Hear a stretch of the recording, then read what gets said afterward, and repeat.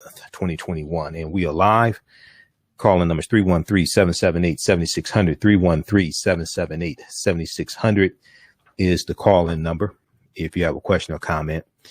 Now, Thursday, which was July 8th, Thursday night, we saw that Zaila Avant-garde became the first African-American to win the Scripps National Spelling Bee. And this is a brilliant 14-year-old sister. And she already holds three Guinness Book World Records for juggling multiple basketballs at a time. But this is a brilliant sister. She is brilliant when it comes to mathematics also. I talked about her Thursday, and we also talked about her on Roland Martin Unfiltered. I was on Roland Martin Unfiltered on Friday, July 9th, and we talked about Zaila. We also talked about the meeting that civil rights leaders had with the President Biden and Vice President Kamala Harris. We discussed that as well. I'm going to try to share an excerpt of that discussion with you. But something, if we look at the assassination of the Haitian president, Jovenel Moïse, and if we look at Zaila Avant-garde, these two stories are connected. Now, Zaila was the first African-American champion of the Scripps National Spelling Bee. She's 14 years old, but she was inspired by another sister who was 13 years old named Magnolia Cox. And Magnolia Cox in 1936 came in 5th place in a national spelling bee. And she had to deal with segregation as well. Washington Post has a very interesting article. Spelling bee champ Zaila Avant-garde was inspired by a black girl named Magnolia Cox. Okay. But even before Magnolia Cox, did you know that the first national spelling bee held in this country was won by an African-American girl who was 14 years old? Her name was Marie C. Bolden. So we're going to talk some about Marie C. Bolden as well. But the story of Zaila Avant-garde and Haiti and the Haitian president being assassinated and the history behind Haiti, all this is related. Why is this related? Well, Zaila Avant-garde is from Louisiana. The Louisiana Territory became part of U.S. territory in 1803. It was known as the Louisiana Purchase that was signed by President Thomas Jefferson. And the U.S. got 828,000 square miles of land for less than 3 cents an acre. They got all this land for all the land west of the Mississippi all the way to the Rocky Mountains. They got that for $15 million. And they bought it from the French. Why did Napoleon Bonaparte and the French sell all of this land so cheaply? Because they were getting the hell beat out of them by the Haitians during the Haitian Revolution. Because the Haitian Revolution was taking place at this time from 1791 to 1804. So we see a connection between the history of Haiti and what's taking place in Haiti right now. Zaila Avant-garde winning the Scripps National Spelling Bee, and she's from Louisiana. And Louisiana becomes part of the Union because of the history of Haiti and the Haitian Revolution. So we're going to connect all the dots, connect all this together on today's show. And let me see. Okay. I want to make sure that was all that I had planned because this is a jam-packed show. I was going to talk about some other things, but we'll have to deal with that on Monday's show. Now, on the African History Network show, we focus on educating, empowering, and inspiring people of African descent throughout the diaspora and around the world, because right now it's correct wrong behavior. What you do for yourself, what you do to yourself, and what you allow other people to do to you and get away with is based upon what you think about yourself. What you think about yourself is based upon what you have been taught about yourself. What you've been taught about yourself is based upon everything you've read, heard, and seen about yourself. So when you control the radius of a man or woman's thoughts, you can control the compass of his or her actions, because the mind can't do or teach what it doesn't know. Now, we deal with a number of different topics here on the African History Network show. We deal with current events and history and politics, education, economic empowerment, entrepreneurship, relationships, love, sex, health issues, and much, much more. Sign up for our email newsletter. Text the word Kemet, Kemet, to 22828 to sign up for our email newsletter. Text the word Kemet, Kemet, to 22828 to sign up for our email newsletter. You can also visit our website, AfricanHistoryNetwork.com, AfricanHistoryNetwork.com, and sign up for our email newsletter there as well. Okay. All right. I want to bring back on the line from the Pan-African Newswire. I want to bring back on Abayomi Azikiwe, who's the editor of the Pan-African Newswire, to give us an update on what's going on in Haiti. How you doing today, Abayomi? Oh, I'm doing fine. How are you? I'm all right, brother. It's just been a very, very busy day, brother. It's been a very busy day, man. Yeah. Well, look, man, thanks for coming back on and sharing this information with us, giving us an update on what's going on in Haiti. So I've been following the updates from the Miami Herald, as well as the Miami Herald, as well as the New York Times. And if we look here at some of the updates, we see that, well, number one, we see that they were calling for the U.S. To help, and it appears that the U.S. is just going to send investigators in from the FBI and the Department of Homeland Security to help, as opposed to actually sending in troops. And then we see that there's a report that President Jovenel Moise's wife has spoken out, but it's not clear, hasn't been authenticated, at least at the time of this broadcast, whether it was her or not. We also see that Haitian officials investigating the Moise assassination say they have arrested a Florida doctor as well, who somehow has a connection to the assassination. So give us an update on what's going on. Well, thanks again for having me on. No problem. Yeah, you mentioned before about the call for U.S. military intervention, and that has been done by Claude Joseph, yes, who is the interim prime minister, which is controversial because a lot of people in Haiti, as well as the Haitian diaspora, does not agree with him in regard to him claiming authority within the country. Now, it's interesting that the United States appears to be recognizing him as the legitimate authority in Haiti. And, of course, we had the assassination of the president just 4 days ago. Mm-hmm. And it looks more and more like a coup d'etat, perhaps with the acquiescence of the United States and other international powers against the Jovenel Moise presidency. And the reason why I believe this was the situation is because Moise was scheduled to leave office. Well, based on his own schedule, he wanted to have elections in September. Right. Nonetheless, according to the political system in Haiti, he was ruling by decree. He should have been out of office about 5 or 6 months earlier, but he continued to extend his tenure in office. Now, he had been backed heavily by the United States. Right. But at the same time, with all the instability that's been going on in Haiti for the last several months, it's important that we look back at least until the beginning of this year, where there's been an escalation of violence in the country. There's been growing discontent with President Moise and his administration. There's been gang violence inside the country, and of course the G9 group, headed by a man that they call Jimmy Barbecue.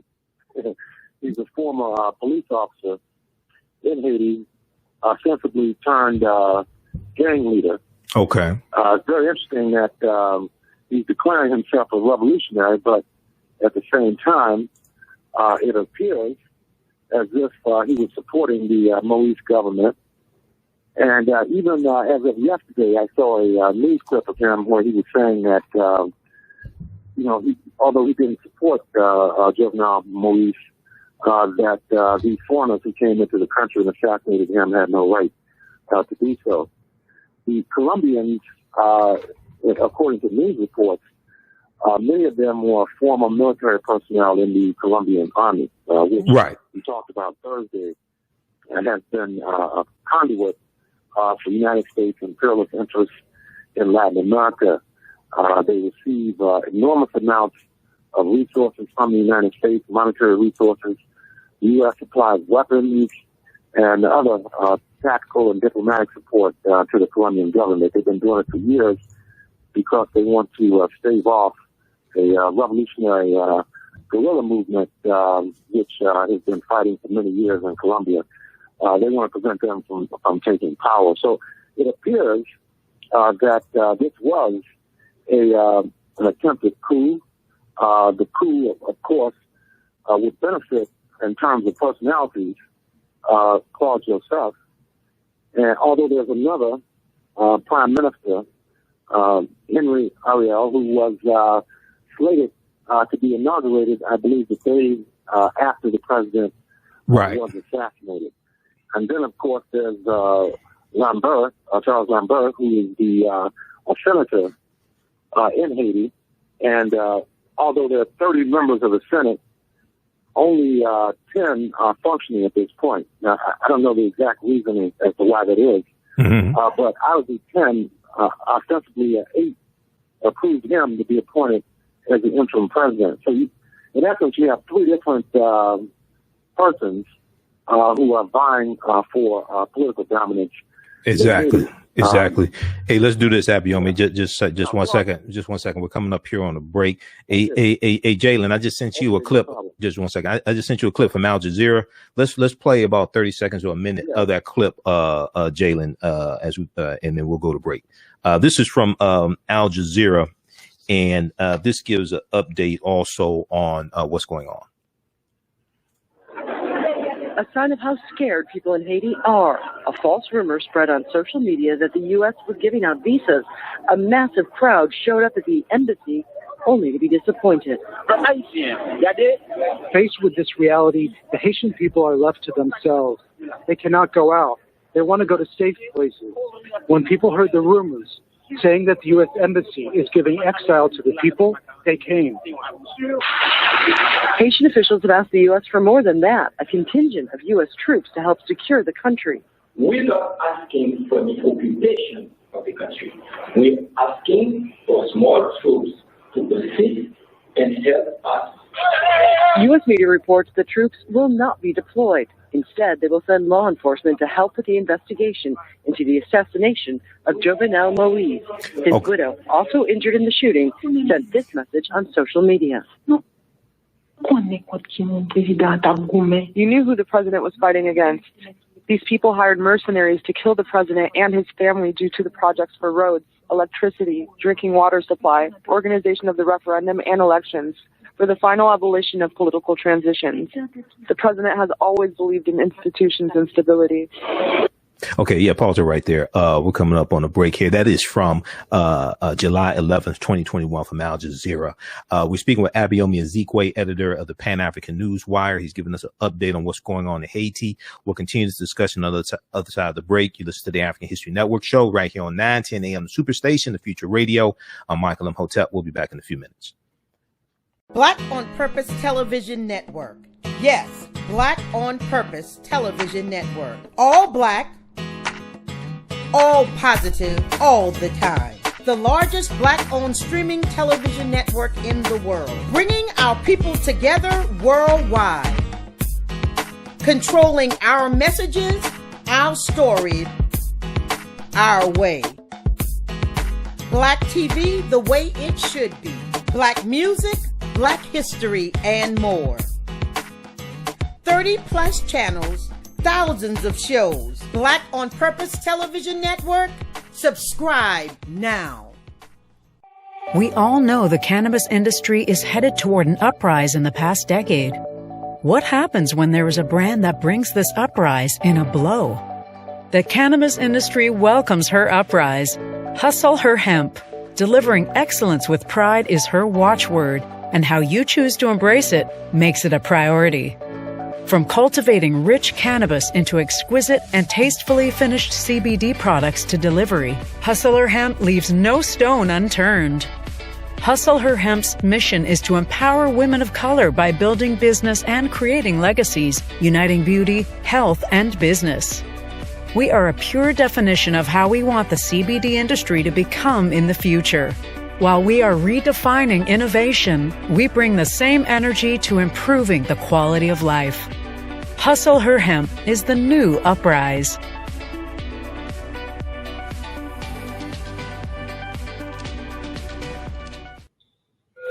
Welcome back to the African History Network show right here on 910 AM Superstation, the Future Radio. I'm your host, Brother Michael Imhotep. It is Sunday, July 11th, 2021, and we are live. Calling number is 313-778-7600. If you have a question or comment, 313-778-7600 is the call-in number if you have a question or comment. Now, right before the break, we were speaking with Abayomi Azikiwe. He's the editor of the Pan-African Newswire. Now, the Pan-African Newswire is a digital newswire created in 1996. And Abayomi has spoken in all different platforms in the media, everything from Al Jazeera to, I think, CNN. You've been on CNN also, right, Abayomi?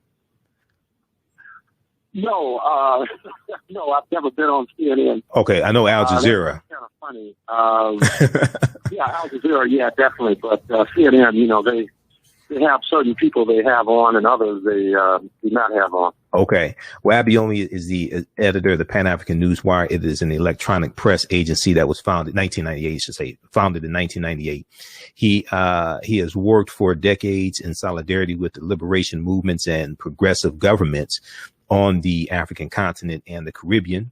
Abayomi is a graduate of Wayne State University. That's where we met when I was an undergrad at Wayne State back in the early 90s, in Detroit, Michigan, where he earned an undergraduate and graduate degrees in political science, public administration, and educational and administrative studies. Okay. Now, Abayomi, right before the break, we're going to go back to that clip from Al Jazeera. Jalen, just a second here. Right before the break, I was sharing a update in from Al Jazeera. And Abayomi, are you on a speakerphone? No, not now, no. Okay, all right. Because my board op was saying, yeah, he was saying that he's getting a lot of echo. Getting some echo. Yeah, I hear echo on my end. You hear echo on your end? Let me see something. Let me see something. I'm not sure why there's an echo. All right, do me a favor. Do me a favor. Just hang up and call back into the line. It may be a bad connection or something. Okay, just hang up and just call right back into the line. And Jay, let me get the line. Okay. All right, thanks. No problem. All right, thanks. Okay, we're going to reestablish connection with Abayomi Azikiwe. I want to look at the updates very quickly here from the New York Times. And then also we're going to go back to this clip from Al Jazeera. We're also going to look at this, listen to this clip from ABC World News tonight. They have an update as well dealing with food shortages and fuel shortages in Haiti. So Haitian authorities arrest Florida-based doctor in President Moïse murder. The national police chief indicated that he believes the doctor, Christian Emmanuel Sanon, was plotting to become president. Okay. Haitian officials investigating the Moïse murder say they arrested a Florida doctor who was central in the plot. And we're going to blow this up here. Hopefully everybody can see this here. Who was central in the plot. A Haitian-born doctor based in Florida has been arrested as a central suspect in the assassination of Haitian President Jovenel Moïse. And the national police chief suggested at a Sunday news conference, Sunday, July 11th, that he believes the suspect was plotting to become president. The doctor who they are reporting, his name is Christian Emmanuel Sanon. He's 63 years old, is now the third Haitian-born suspect with U.S. ties to be arrested. Other suspects include 18 Colombian men, most of them former soldiers. We know the Colombian government has admitted that these were soldiers back on July 9th. I'm looking, I printed up all these updates. Back on July 9th, Colombia said 13 of its ex-soldiers are among suspects in the assassination. And we know that was the who was that? I think that was the I forgot which official that was. I'll find that here. But anyway, the Haitian National Police Chief, Leon Charles, painted Mr. Sanon, Dr. Sanon, as a key figure behind the president's assassination. Quote, he arrived by private plane in June of 2021 with political objectives and contacted a private security firm to recruit the people who committed this act, end quote, the police chief said, police chief Leon Charles. The firm, he said, was a Venezuelan security company based in the United States called CTU. I want to go back to this clip here from Al Jazeera, then we'll go back to Abayomi Azikiwe. Let's go back to this clip from Al Jazeera, Jalen. It's not clear who paid for the mercenaries who allegedly carried out the attack, many of them former members of the Colombian military. But while that investigation continues, so does the political uncertainty. The interim Prime Minister Claude Joseph says he's in charge, but he was set to be replaced before the killing by Ariel Henry, who now, along with politician Joseph Lambert, says they will take over. Lambert tweeted that his Saturday inauguration was postponed. There is a behind-the-scenes push in the country and in Washington to figure out the way forward. But so far, there is no clear solution for a poverty-ravaged country battered by gang violence, the coronavirus, and now political infighting. Patty Culhane, Al Jazeera, Washington. Okay, pause it right there.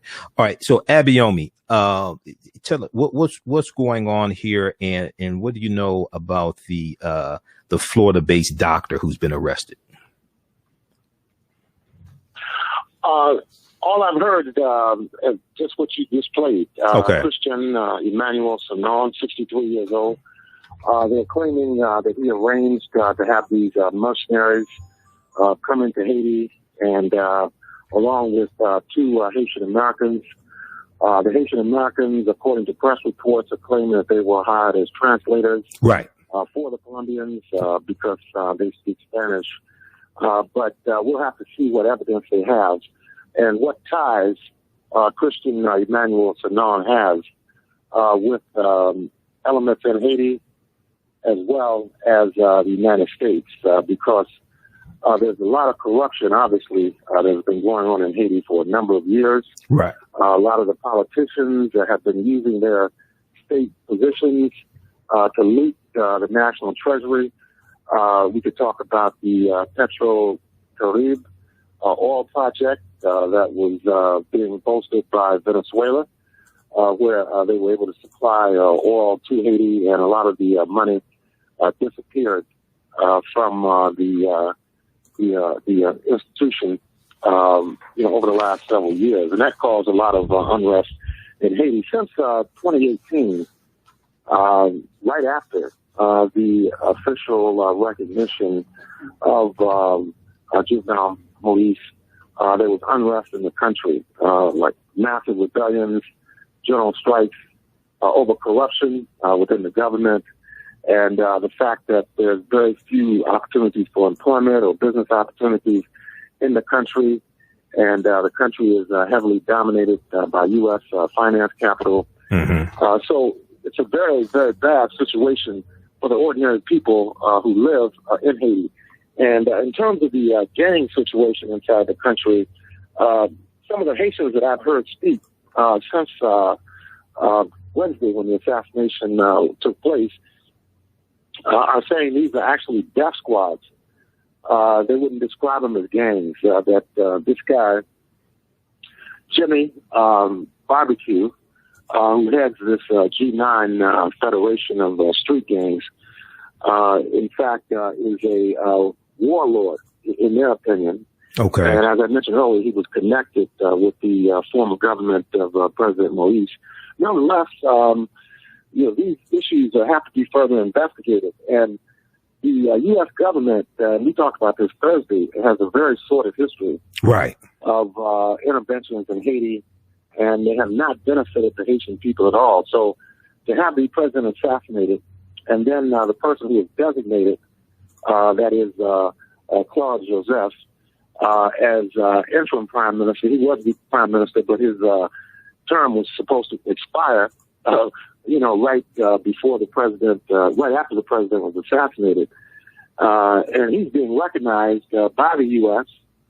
And other key players in Haiti as the official authority inside the country. And one of his first moves was to invite the U.S. military to come into Haiti. I mean, this is pretty outrageous if you think about it. So if you look at the chronology of events, the unrest, the proliferation of violence inside the country, and of course the contention over the president ruling by decree, his assassination, right, and then the claim to power, by Claude Joseph, it's clearly, a coup d'etat, and knowing the history of the United States involvement there, in all likelihood, this was being managed by the U.S. So the FBI is probably, and Homeland Security, are probably well aware of what happened to the president and some of the other dynamics that are going on inside the country.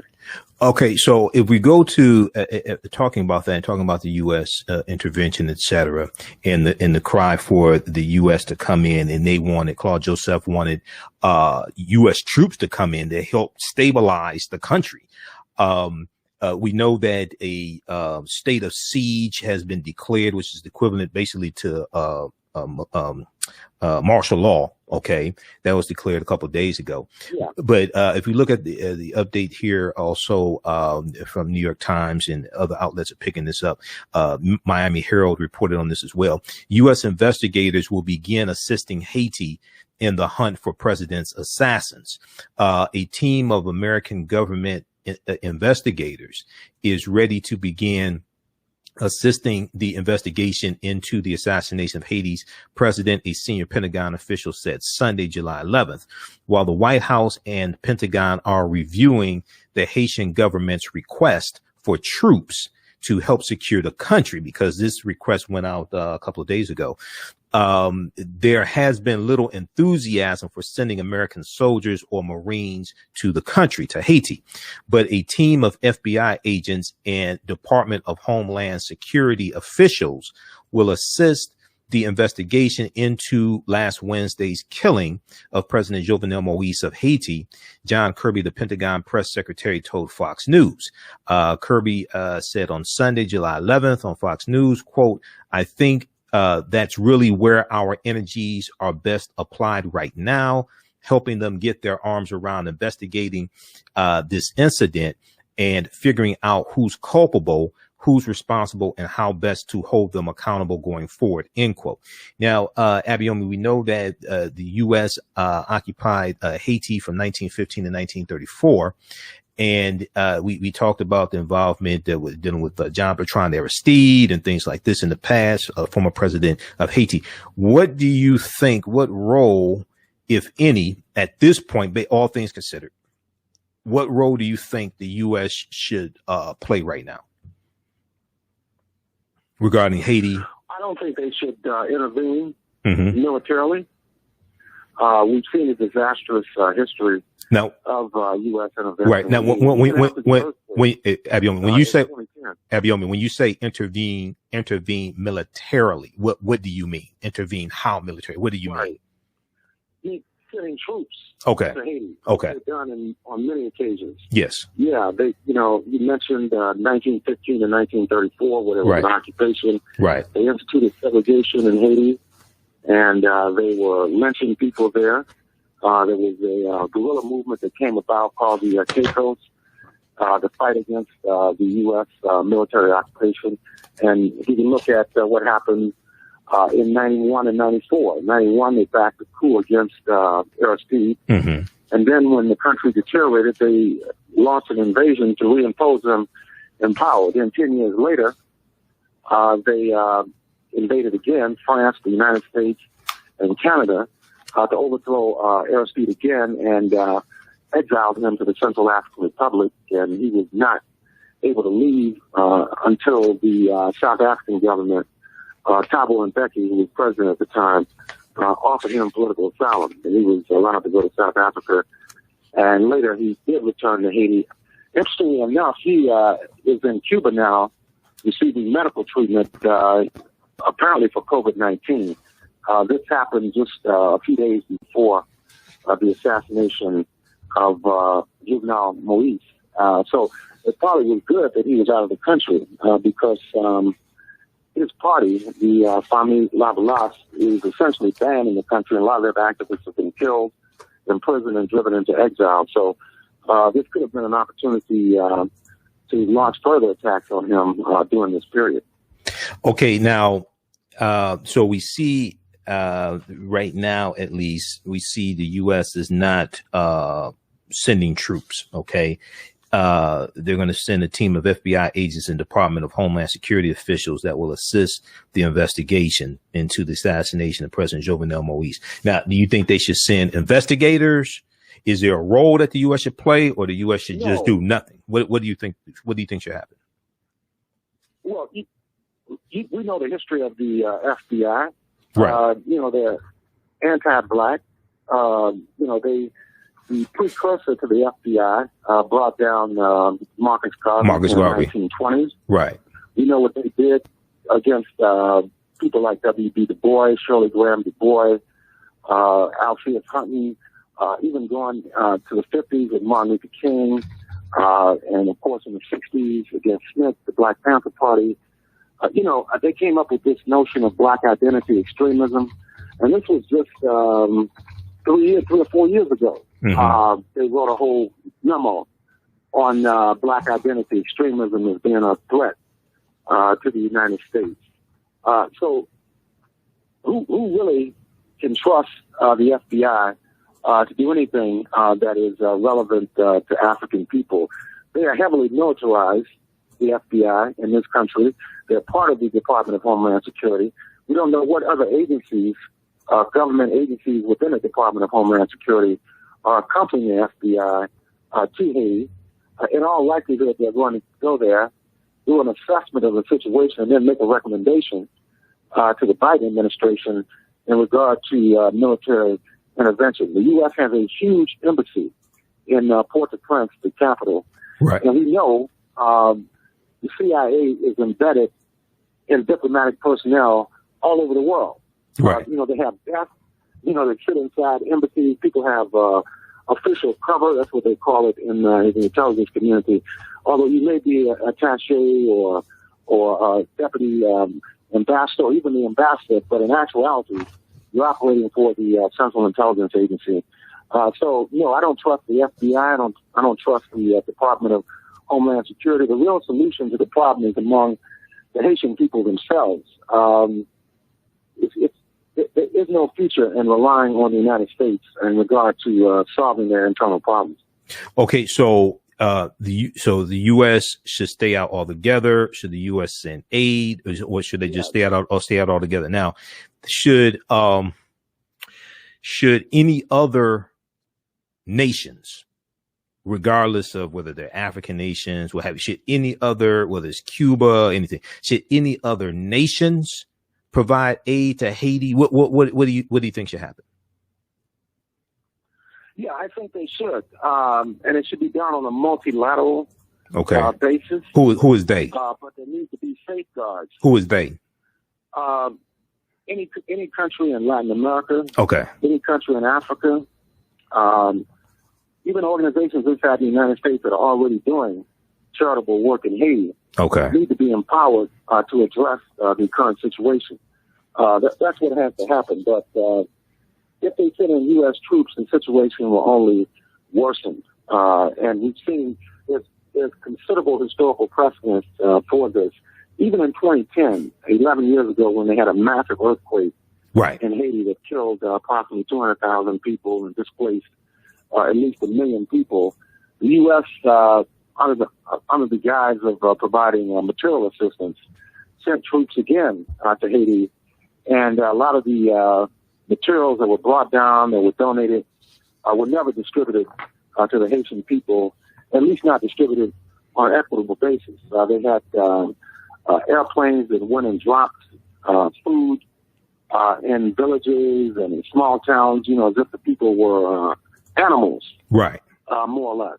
I mean, it was so insulting in regard to what they did. Also, we have to remember this Haitian Relief Fund that was set up, where the Clinton Foundation was involved, and initially George Bush Jr. was involved, and they raised a considerable amount of money. They initially said they wanted to raise $500 million. It may have been that or more. And they said we're going to build houses for people who have been displaced as a result of the earthquake. And in all total, 6 homes were built out of all that money. So what happened to the funds? And Hillary Clinton, when she ran for president in 2016, was being questioned about this. And in response, they dissolved the Clinton Foundation. But it's a lot of questions that remain unanswered in terms of what happened to the aid that was supposed to be given to Haiti 11 years ago that did not benefit the people whatsoever. So, no. The CARICOM, which is the Caribbean community, should be empowered. I don't see any solution in sending U.S. troops into Haiti. Now, they could, diplomatically, they're saying that they're not interested right now in sending troops in, but we have to keep watching this, because they may say that. And then in 2 weeks, you'll hear that thousands of troops are being sent to Haiti as a result of an assessment by the Department of Homeland Security, the FBI, the State Department, etc. All right. Very quickly here, I want to go to this article here from Al Jazeera. I talked about it Thursday on the show when I had you on. Haiti's turbulent political history, a timeline. Haiti's turbulent political history, a timeline. And this goes back to 1492, when Columbus and the Spanish conquer the island of Hispaniola. And you're going to have the French, who are going to end up taking the western portion of the island of Hispaniola and call it Saint Dominique, and then Saint Dominique becomes Haiti. And we see a Haitian revolution takes place 1791 to 1804, and the Haitians declare their independence January 1st, 1804. But Spain colonizes, and now this is the same year, 1492 is the same year that the Moors lose control of the last stronghold in Spain, which was Granada, January 2nd, 1492. All this history is connected. August 2nd, 1492, the Spanish expelled the Sephardim, the Sephardic Jews. August 3rd, 1492, Columbus set sail on his first of 4 voyages on the Nina, the Pinta, and the Santa Maria. And Hispaniola is one of the areas, one of the islands that he conquers in his first of 4 voyages. But Spain colonizes the island of Hispaniola after arrival of Christopher Columbus. 200 years later, Spain cedes the western half to France. Plantations worked by slaves of African origin produce sugar, rum, and coffee that enrich France. They talk about 1801. Former slave Toussaint Louverture leads a successful revolt and abolishes slavery. Now, the Haitian Revolution begins in 1791. They talk about 1801, but this started 10 years before then. 1804, Haiti becomes independent under former slave Jean-Jacques Dessalines, who was assassinated in 1806. 1915, United States invades Haiti, withdrawing in 1943, but keeping financial control and political influence. Then it goes on from there. You have Papa Doc Duvalier, Baby Doc Duvalier, etc. Read this piece here from Al Jazeera, Haiti's turbulent political history, a timeline. Very quickly here, I want to go to this 2-minute clip here from ABC News, World News Tonight from today, July 11th, giving an update on the turmoil in Haiti. Then we get your closing comments, Abayomi. Let's go to this clip here, Jalen. Haiti, the country reeling after the assassination of its president. Desperate scenes, shortages of food and fuel, people lining up when they hear about a station with gas, using any kind of container they can find to haul it away. ABC's Marcus Moore is in Port-au-Prince for us again tonight. Tonight, the FBI and Department of Homeland Security are sending agents to Haiti to help investigate the assassination of President Jovenel Moïse. Authorities have arrested at least 20 people, including 2 Americans. According to the acting Prime Minister, Claude Joseph, 28 foreign mercenaries carried out the attack. 19 of them are from Colombia. My only and ultimate goal is to give justice to President Jovenel Moïse. Since Wednesday's attack, the city of Port-au-Prince has wrestled with returning to normal. But normal has long been a struggle here. Desperate scenes like this one have become increasingly common as the country faces economic turmoil. Haiti has been in the midst of a gas shortage, and it leads to scenes like this, people lining up for fuel because the opportunity to get gas is spontaneous. Soleil is a father of 2. He tells me you have to fight to find gas. Helen John was on her way home from church when she saw the station was selling fuel. So she stopped to fill up her 2 gas cans, and she says she was hurt by the news of the assassination. This was only something you read about in the history book, but now you all are living it. She says this is something she could have never imagined. Lindsay, we are told the U.S. teams that are on the ground right now assessing the interim government's request have met with the Prime Minister, and they will brief President Biden once they get back to the U.S. as the investigation into this brazen attack continues. Lindsay. Marcus, thank you. Okay. Pause right there. All right. Abayomi, go ahead with your final comments. Well, yes, this is a crisis because if we look at Haiti, its significance in African history is paramount. They were the only country, really, to have a successful slave revolution. Now, in Brazil, of course, there were the Palmares and other independent communities. And, you know, we had them here, too, in Florida and the southeast of the United States during the 19th century. Right. But they were a government where they went from enslavement to national independence, you know, for the independence struggles that evolved in the 20th century. So if you look at the history of the United States involvement in Haiti, it's not been a progressive one at all. They supported in the 1790s the French against the African Rebellion and later Revolution. Exactly. And then over a lot of the you know, the history of military intervention. Right. The U.S. was allies of the French. During the Haitian Revolution, the U.S. were allies of the French. You had the British, the Spanish, the French. The British, the Spanish, and U.S. were allies of the French against the Haitians. Okay, during the Haitian Revolution. Go ahead. Exactly. Yeah, they did not want a African revolution in the Caribbean because it would definitely set the stage, you know, for similar actions, you know, throughout the Western Hemisphere. Right. And then if you look at the period between 1804 and 1862, which we had touched on the other night, there was a blockade against Haiti. So it was, and not only by the United States, but also by France. Right. And they would not lift the blockade unless the Haitians paid indemnity.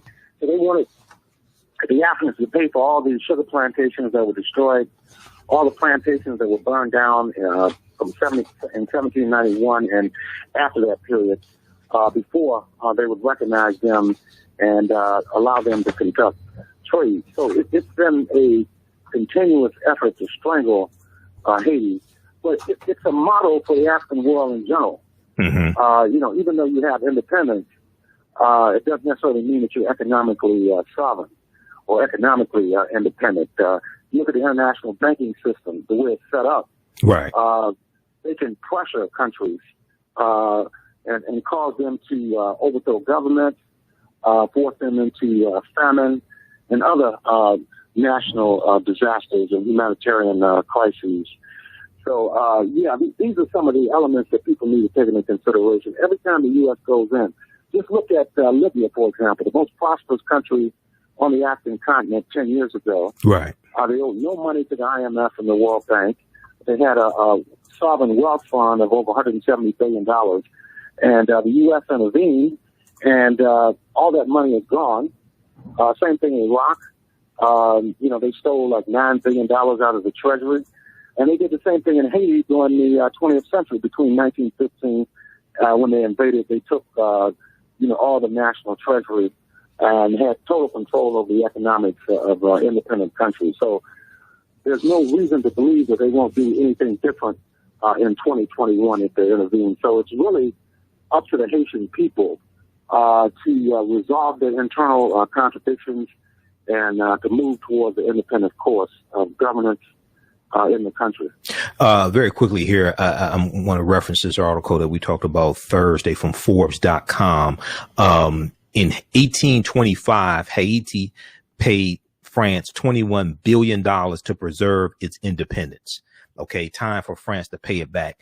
And it talks about the reparations that France had to pay, that Haiti had to pay France for France's losses and the plantations that were burned and everything like this during the Haitian Revolution, which is really strange because Haiti is the one that needs reparations, not France. But in 1825, barely 2 decades after winning its independence against all odds, Haiti was forced to begin paying enormous reparations, quote unquote reparations, to French slaveholders it had overthrown.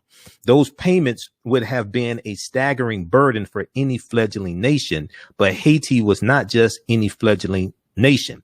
It was a republic formed and led by blacks, by Africans who had risen up against the institution of slavery. As such, Haiti's independence was viewed as a threat. Haiti's independence was viewed as a threat by all slave-owning countries, including the United States of America, and its very existence rankled racist sensibilities globally, because it wasn't until about 1862 that the U.S. recognized Haiti as an independent nation.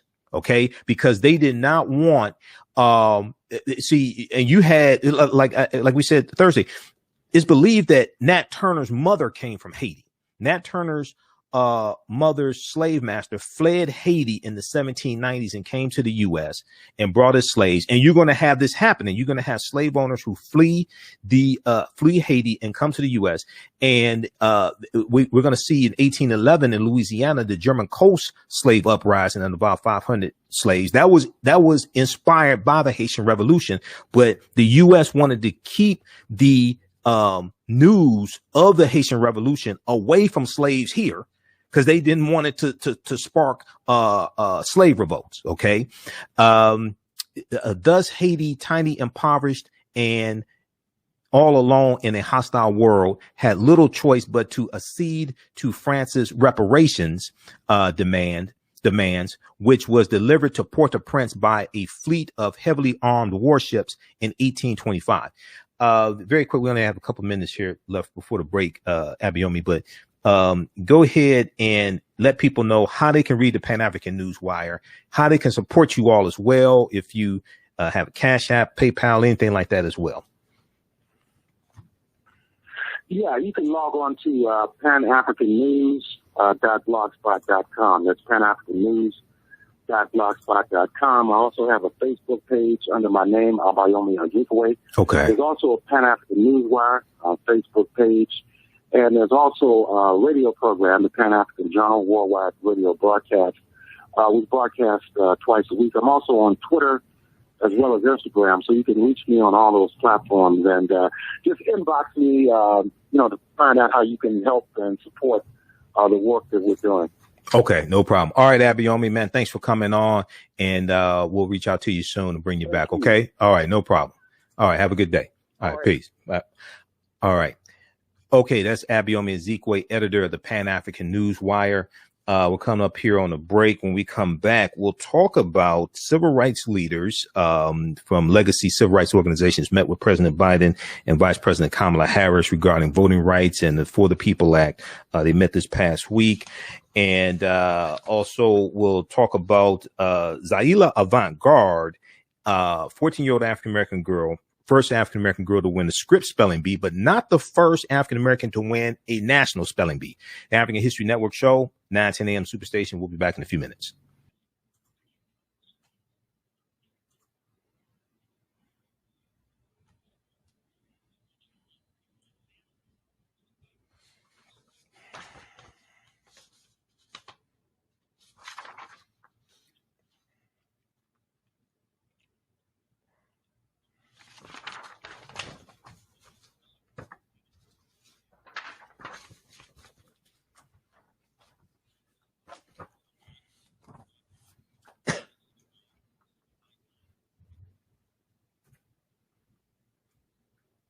After January. All right, stand by. Back from break in 1 minute.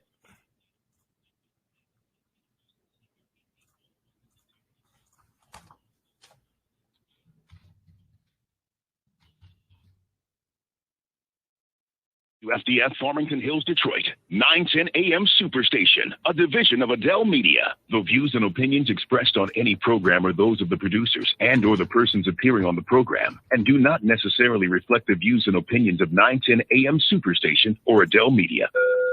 Welcome back to the African History Network show right here on 9:10 a.m. Superstation, the Future Radio. I'm your host, Brother Michael Imhotep. It is Sunday, July 11th, 2021. And we are live. Hope everybody's doing well. So we just spoke with Abayomi Azikiwe, editor of the Pan-African Newswire, to give us an update on what's taking place in Haiti. If you like this type of information, you can support the African History Network. $ TheAHNShow through Cash App. $ TheAHNShow through Cash App, also through PayPal, paypal.me/TheAHNShow, paypal.me/TheAHNShow. And up here on the screen, we have our official Cash App account, $ TheAHNShow, SHOW, through Cash App. And when you go to it, it'll show my name, Michael, and then it has my picture there. These other ones are fake African History Network Cash App accounts that somebody else set up. I already reported them to Cash App. They've been stealing money from us. If you sent money to these fake ones, contact Cash App, let them know, ask them to send your money back. All right. Also, we have a new 10-week online course that I teach ancient Kemet, the Moors, and the Maafa, understanding the transatlantic slave trade, what they didn't teach you in school. This class just started up Sunday, July 4th, the 4th of July. It meets Sundays, 2 p.m. to 4 p.m. Eastern Standard Time, 2 p.m. to 4 p.m. Eastern Standard Time. And we deal with thousands of years of history and what led up to the transatlantic slave trade taking place. We deal with ancient Africa and ancient Egypt, ancient Kemet, Nubia, Ethiopia. We also deal with Ghana, Songhai, Mali. We deal with great African civilizations. And we deal with the 800-year occupation of Europe by the Africans known as the Moors. So when you go to our website, AfricanHistoryNetwork.com, scroll down the page, you'll see the information for our radio show. We're here 6 days a week. And then you'll see the information for the online course. Click on register here. It takes you to the next page, and just click on enroll. You can register for the course. It's regularly $130. It's on sale $80. And we do the class live, but all the sessions are recorded. We do the class live, but all the sessions are recorded, so you can go back and watch them over and over again. As soon as you register, you can watch the class that I just did today. All right, 313-778-7600. is the call-in number if you have a question or comment. Okay, so this past week, we know that legacy civil rights organizations, leaders from legacy civil rights organizations, met with President Joe Biden and Vice President Kamala Harris. And they talked about they impressed the urgency of passing the For the People Act, as well as in removing the filibuster or somehow modifying the filibuster as well in the Senate. So there was an article from blackamericaweb.com. Okay. And I'm going to pull this up here. This article here from blackamericaweb.com. Biden Harris meet with civil rights leaders as groups push White House to preserve voting rights. Ahead of the 2022 midterm elections, movement leaders and congressional Democrats are concerned about the recent attempts to disenfranchise African American voters. We talked about this on Roland Martin Unfiltered when I was on Friday. I'm usually pounding this on each Friday. And this meeting took place on Thursday, July 8th. The Biden administration held a closed door West Wing meeting with leaders from some of the prominent civil rights and social justice organizations on Thursday, July 8th, at the urging of movement leaders and congressional Democrats who are concerned about the recent attempts to disenfranchise African American voters and marginalized groups, especially in light of the upcoming 2022 midterm elections. On Thursday, President Joe Biden and Vice President Kamala Harris sat down with leaders from the NAACP, the National Coalition of Black Civic Participation, the National Council of Negro Women, the Leadership Conference for Civil and Human Rights, the Lawyers Committee for Civil Rights Under Law, the NAACP Legal Defense Fund, the National Urban League, and the National Action Network. Okay. Reverend Al Sharpton, National Action Network. The group also reportedly discussed the importance of police reform across the country, the George Floyd Justice and Policing Act, which has already passed the House of Representatives. It passed March 3rd, 2021 in the House of Representatives by a vote of 220 to 212. No Republicans voted for the bill. 212 Republicans voted against the bill. It's really 213 because the one Republican who voted for the bill tweeted out that he accidentally voted for it and he was going to correct his vote. So it's really 213 Republicans voted no on the George Floyd Justice and Policing Act. Derek Johnson, president of the NAACP, said, in our meeting with the Biden administration, we expressed an urgent need for legislation that provides equitable access to the ballot box and offered strategies for mobilizing locally and nationally to ensure democracy works for all.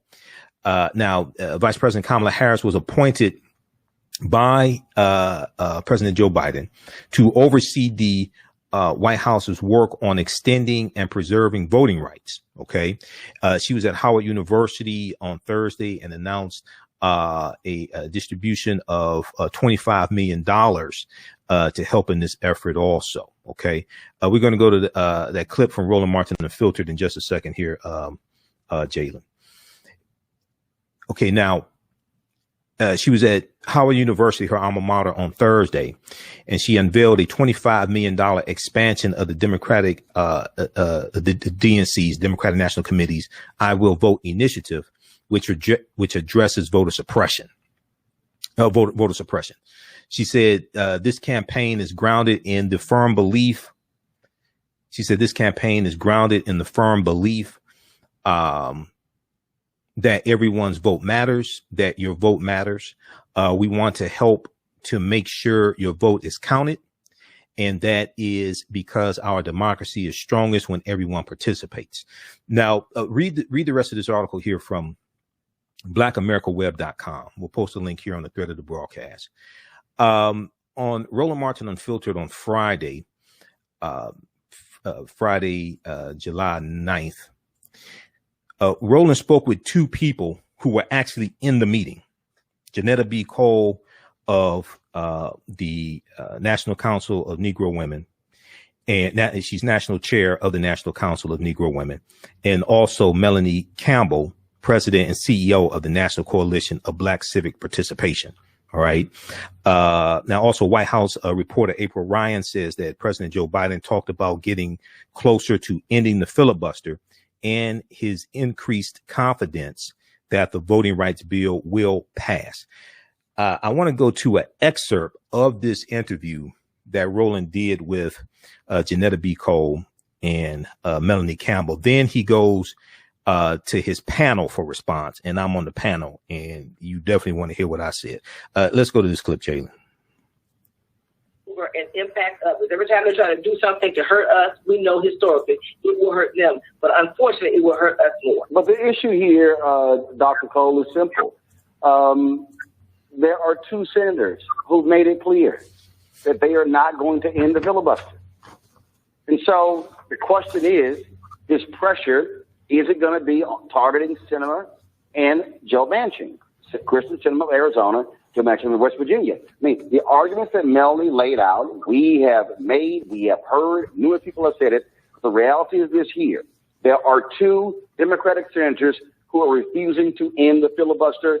That's why the For the People Act, the Voting Rights Act, has not been passed. All of that is hoopla about Joe Manchin having a Voting Rights Act compromise. That died when they couldn't break the filibuster. He keeps hollering bipartisanship. She keeps saying bipartisanship. They can't find 10 Republicans. So, all right, what now? You're so right. Let's just use simple arithmetic. We don't even have to call it mathematics. We need every Democrat, I mean every, to stand up and speak out and vote in the interest of the people. We know that historically, this filibuster has been used to stop issues being passed, acts being passed that are in the interest of the people. And so I'm not going to sit here, Brother Professor Rowland, and act as if this is just a little challenge. You know, we can do the arithmetic and we can convince some more Democrats and maybe even a few Republicans. This is a serious challenge. And one of the things that I liked so much about our time yesterday with the president and the vice president of our country is that they had a spirit of realism, not optimism. Because when you do the simple math, it's hard to call it optimism. But realism says that there are still ways that we can get legislative action. Because if we can't, then we have to ask, what happened to our democracy? My only final comment. I would say, Roland, one of the things that we continue to speak out about is reforming the filibuster. That we put that out there, and that's part of the message too. I mean, it's not about. I don't know that we can convince 10 Republicans. Stipulated needs to be in English. First of all, the answer is no. Okay, I mean, I'm sorry. The answer is no. That's fine. But I can tell you this, brother, you know it. We're not going to sit on the sidelines. We got to keep pushing and fighting.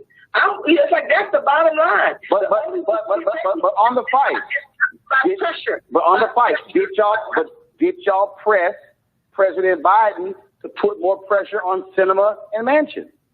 Okay, of course we did, Roland. Anybody that needs to be put pressure on, whether it's Democrat or Republican, we get that, right? So as I stated in the beginning, we put it out there. We told him they need to use the bully pulpit. He is the head of the Democratic Party. So those two people are Democrats. So put the pressure on your friends and your foes.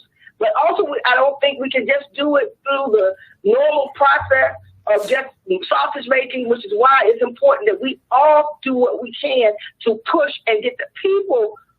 We need a movement about this. We need a real movement that will take place in this country, because at the end of the day, whatever we do, we won't get anything. We can get something short term if we're able to get some other kinds of legislation passed. But if we don't have the ability in 2022 to pick the candidates of choice, we are in trouble for a decade and longer, because some of us have lived long enough to know that, right? So we know it's an uphill battle, and that's why it's like we need all hands on deck, and we got to support each other, and we got to raise the hell that needs to be raised with our friends and our foes.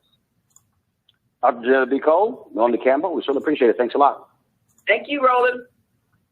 All right, y'all take care. Michael, I'll start with you. Here's the deal. I need to see Biden putting pressure on Sinema and Manchin. He's not. When he spoke in Tulsa, he said 2 senators. He wouldn't even name them. We knew he was talking about, but he wouldn't name them. And so here's the dilemma that these legacy civil rights organizations are going to have, and Cliff and Latasha with Black Votes Matter have talked about it. You're going to come back to black folks and ask for more?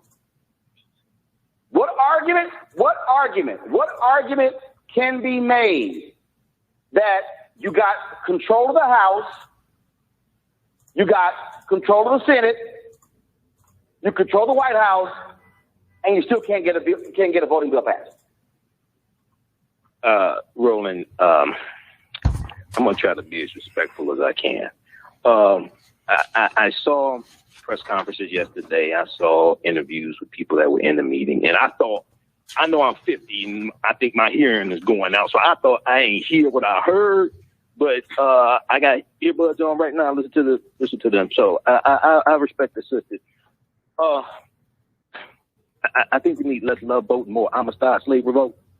First of all, I ain't hear anything about putting pressure on corporations that help finance Sinema and Manchin, as well as the GOP. Okay, dude, this is, as I said like weeks ago, dude, we have to have an all-out 50-state economic guerrilla warfare push on this, man. This is serious. These people, the GOP, they're not playing. They're trying to take us not back to 1865. They're trying to take us back to 1890, the Mississippi State Constitution that instituted poll taxes and literacy tests that Janetta B. Cole was talking about. That goes back to Mississippi, and other southern states started following. FEC.gov, brother, ProPublica, back in, I think, 2016, 2018, when Cindy Hyde-Smith was running for the Senate seat in Mississippi, ProPublica put out the information from the FEC.gov that talked about the Republicans who were being funded by corporations. Dude, that's public knowledge. Federal Elections Commission. We have to expose stuff like that. But also on Sinema and Joe Manchin. Who are the corporations who are financing them? Notice how before today, now we know Toyota came out today and said they're not going to give any more money to Republicans who. No. They announced they had stopped funding those who would not certify the election. Then they quietly begin to give money back. It wasn't until the Lincoln Project and other groups publicly outed them where they were like, okay, yeah, we're not going to give any money. But all of those companies who were making all of those cute public dropping press releases as of January 6th quietly have gone back to giving money. Exactly. No, but I'm talking about the news that came out today about Toyota. Okay, that's what I'm talking about. Yeah, I agree with you on that. Dude, we're speaking the wrong language to these people. It ain't nothing. One of the things that Reverend William Barber is doing, and see, we got to expand this beyond just African Americans. This is people who don't vote for Democrats. This is young white people, white college students. This is Latinos. This ain't just a black thing. Dude, these people are, look, now we need a Bumpy Johnson of politics to take these people's heads off politically, not figuratively, not literally, politically. We're not doing anything that's going to scare them. This is what I'm saying. So the other thing is we have to educate the masses. I was speaking in Atlanta for the Juneteenth Festival. I did 2 presentations. I'm speaking to, I talked to 50 people asking questions. How many votes does it take to get a bill passed in the House of Representatives? Everybody wants reparations, but 9 out of 10 people can't tell you how to realistically get reparations. Okay? So we have to, and lastly, I'll wrap up with this, brother, because this ain't my show, this is yours. June 1941. Executive Order 8802, President Franklin Roosevelt, which desegregated military jobs in the Department of Defense. He didn't do that out of the kindness of his own heart. He did that because A. Philip Randolph, president of the Brotherhood of Sleeper Car Porters, put his foot up his ass and threatened to put 100,000 African Americans marching on Washington to embarrass Roosevelt. After we voted for Roosevelt. See, that's pressure. This stuff here, man, they ain't scared of none of this stuff. The other thing is, one of the reasons why I think they're not talking about corporations, unfortunately, you know, I understand, you know, they get donations from corporations, but the hell with that, man. Look, we need less Love Boat, more Amistad. The thing here, Brittany. Pause it right there, Jayla. We need less Love Boat and more Amistad slave revolt. Okay. Because not only do you have to pressure Senator Joe Manchin and Senator Kristen Sinema, two Democrats, not only do you have to pressure them, you got to expose who's financing Republicans and vote them out of office as well.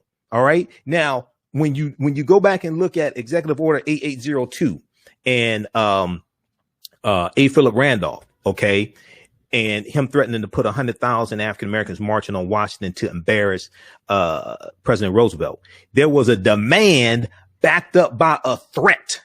There was a demand backed up by a threat. What's the threat backing up the demand here?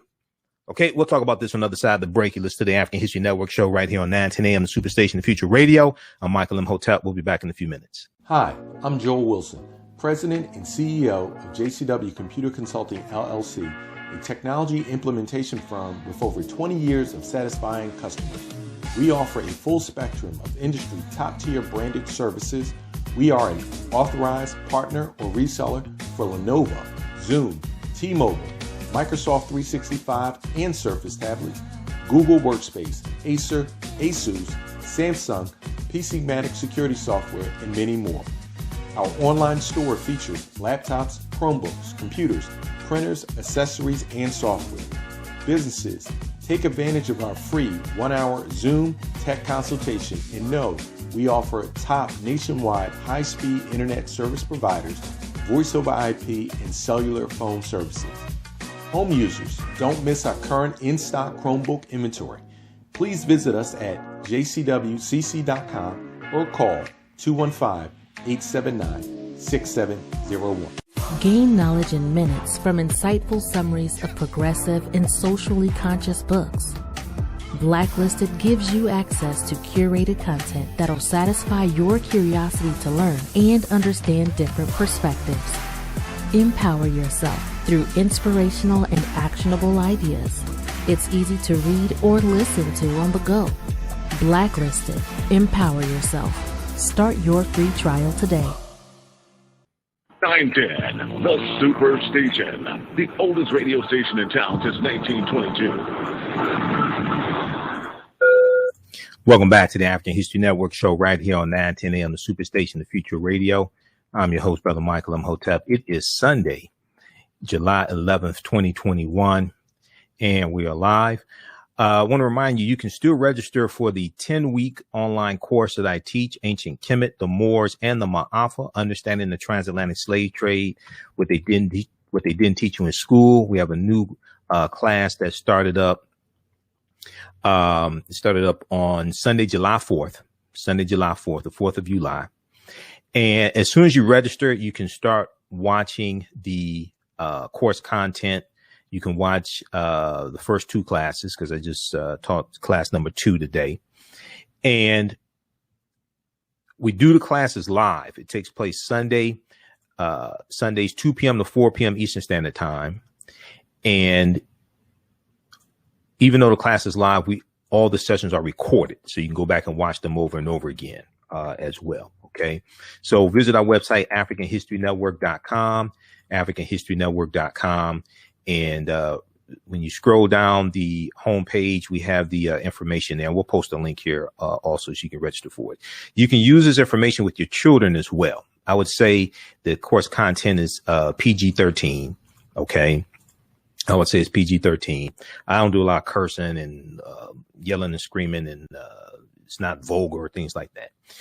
I do a PowerPoint presentation. We have book references, articles, video clips, guest speakers in the class as well. Dr. David Imhotep, who wrote the book, The First Americans Were Africans, Documented Evidence, spoke to my class on June 12th. The Saturday class is wrapping up. Also, we had an African-American female archaeologist, Nubia Wardford, who goes to the Sudan and does archaeological digs. She spoke to my class as well. She's from Detroit. We've had her here on the show a number of times. But right on our homepage, click on register here. It takes you to the next page and click on enroll. And as soon as you enroll, you can start watching the course content. You can start watching today's class and last Sunday also. And then you'll be ready for class this coming Sunday. Also, there's going to be a new 10-week online course that I'm launching. It's going to be the first time I've taught this. So those that have taken ancient Kemet, the Moors, and the Maafa, understanding the transatlantic slave trade, you definitely want to take this new course. It's going to deal with history from 1865 to 1965, that 100-year period of time, especially here in the U.S. African-American history from 1865, the end of the Civil War, the ratification of the 13th Amendment, June 19th, 1865, through Reconstruction, 1865 to 1877, through Jim Crow era, Plessy versus Ferguson, 1896, U.S. Supreme Court case, 1898, U.S. Supreme Court case, Williams versus Mississippi, which the U.S. Supreme Court upholds the poll taxes and literacy tests that were put into the Mississippi State Constitution in 1898. Takes us through World War I, World War II, the Civil Rights Movement, Black Power Movement. So we're going to go to 1865 through 1965, really up until about 1970. So each class is going to be a 10-week online course. Each class will focus on approximately a 10-year span of time, okay, to really understand this. And then we can see how politics shapes all of this. We can see how these historical events are related, and it brings us right up to today. So you'll hear more about that. We'll probably have that on our website, AfricanHistoryNetwork.com, in about a day or so, where you can register for that 10-week online course as well. All right. So right before the break, we were talking about the meeting that the legacy civil rights organizations had with President Joe Biden and Vice President Kamala Harris. That took place on Thursday, July 8th. Read the article from blackamericaweb.com. There were other articles written as well. Read this article here from blackamericaweb.com. Biden Harris meet with civil rights leaders as groups push White House to preserve voting rights. Okay. Also, while that clip was playing, and visit Roland Martin's YouTube channel, Roland Martin on YouTube, and also Roland Martin on Facebook, because you can watch that was just an excerpt of that interview that he did with Janetta B. Cole and Melanie Campbell. Watch the entire interview. I was showing this other article here from ProPublica.org, and this one is called How to Follow the Money in an Election. How to follow the money in an election. You don't have to be a journalist or investigator to see who is funding who when it comes to U.S. politics, especially during an election. Here are some ways to see what's at play in the national and local races that matter to you. This is from October 30th, 2020. We have to engage in all-out economic guerrilla warfare. Okay, you have 389 bills in 48 state legislatures pushed by Republicans. They have a coordinated effort to suppress not just the African-American vote, but the vote of white college students, many elderly white people who vote for Democrats, Latinos, Asian Americans, Native Americans. Okay. So read this one here. Campaign finance laws make it so that you can look up where your candidate's money comes from. This is at fec.gov, which is the Federal Elections Commission. When you listen to that entire interview that Roland did with Janetta B. Cole and Melanie Campbell, I love the sisters. They did not talk about putting economic pressure on corporations. They didn't talk about economic withdrawal strategies, none of that stuff. This stuff they're talking about, they ain't gonna scare nobody. I'm just being honest with you. And when I was on Roland's show, I just wanted to cuss so much. Okay. It took all of my strength not to cuss, on his show. Okay. But campaign finance laws make it so that you can look up where your candidate's money comes from, how they're spending it, as well as what groups are spending on their behalf. A ProPublica tool called FEC Itemizer lets you browse electronic campaign finance filings, allowing you to follow the money for yourself.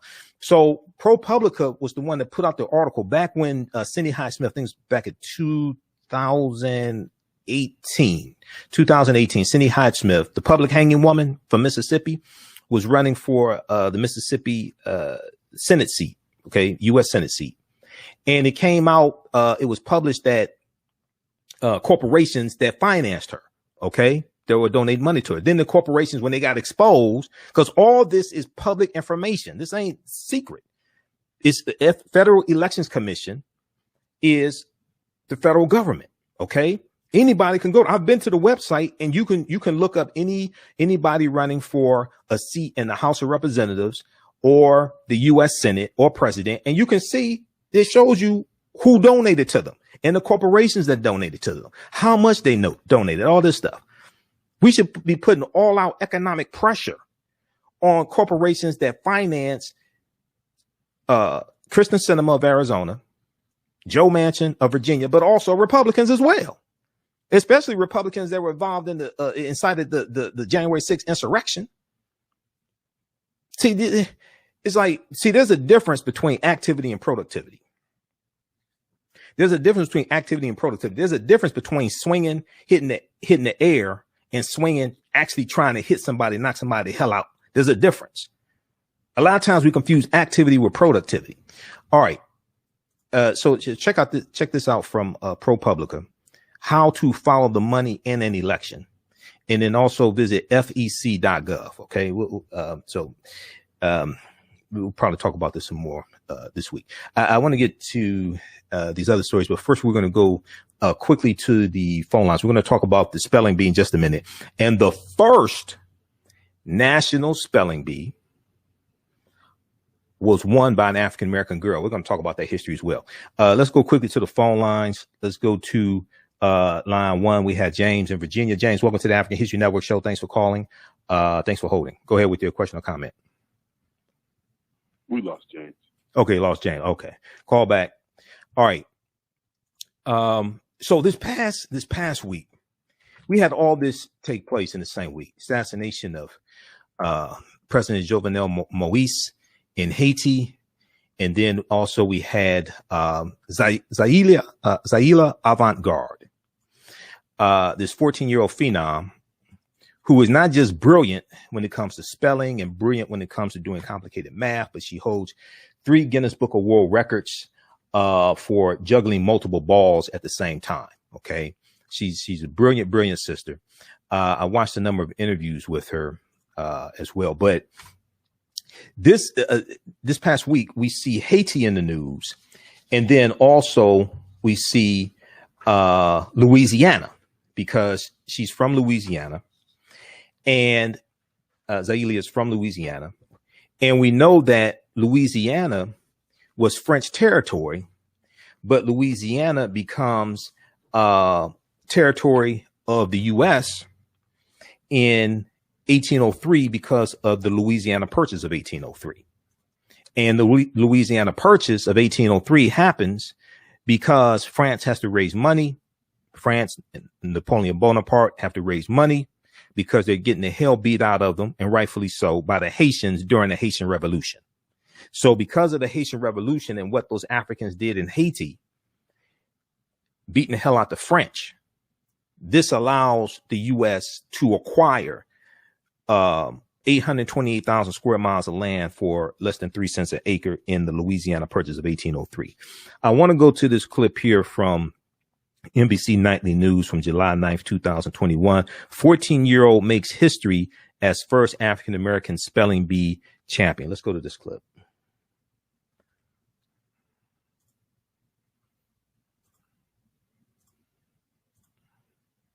Dolomite. This is what 14-year-old Zaila Avant-garde is famous for this week. We say this week because you're surely going to hear from her again. Zaila just became the first ever African-American champion of the Scripps National Spelling Bee. The winning word, Maria. Does this work contain like the English name Murray, which could be the name of a comedian? Bill Murray made the spelling bee. It's actually a type of tree. Murraya. That is correct. Perhaps fittingly, her next steps may be on the hardwood. You see, Zaila says for her, spelling is just an hors d'oeuvre. Basketball's her main dish, with 3 Guinness World Records to her name, from dribbling to juggling. So what do you even call that? And it's good to have goals. Zaila sharing those this morning on Today. Yeah, going to Harvard to play basketball and then maybe going to WNBA or overseas or something before I like go into my next thing of like working at NASA or something like that, or being a basketball coach. About that last name, her dad changed it to Avant-garde in honor of jazz musician John Coltrane, his daughter now on the fast train to SUCCESS. Okay, that was from NBC Nightly News. There's videos of her on her Instagram page. She has 12,000 followers. Well, before she won, she had 12,000 followers on the Instagram page. She probably has 1 million followers now. There was a good article from BlackAmericaWeb.com on Zaila as well. African-American spelling bee champ makes history with flair. They talk about how Zaila knew she would be the first African-American winner of the Scripps National Spelling Bee. She knew African-American kids around the country were watching Thursday night's ESPN2 telecast, waiting to be inspired and hoping to follow in the footsteps of someone who looked like them.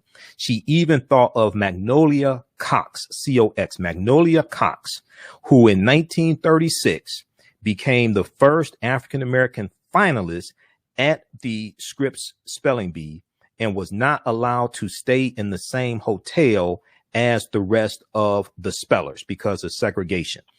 We're going to go to this interview that she did with ABC News. And in this interview with ABC News, she also references Magnolia Cox. Let's go to the interview from ABC. Welcome back. Can you spell winner? Because our next guest certainly can. It's time for Feel Good Friday, and today it's all about the new Scripps Spelling Bee champ, Zaila Avant-garde. Zaila is just 14 years old, but she's already a Guinness World Record holder, a basketball champ, and as of last night, she's the first African-American to win the Scripps National Spelling Bee since the competition started in 1925. Take a look. Murraya. Murraya. That is correct.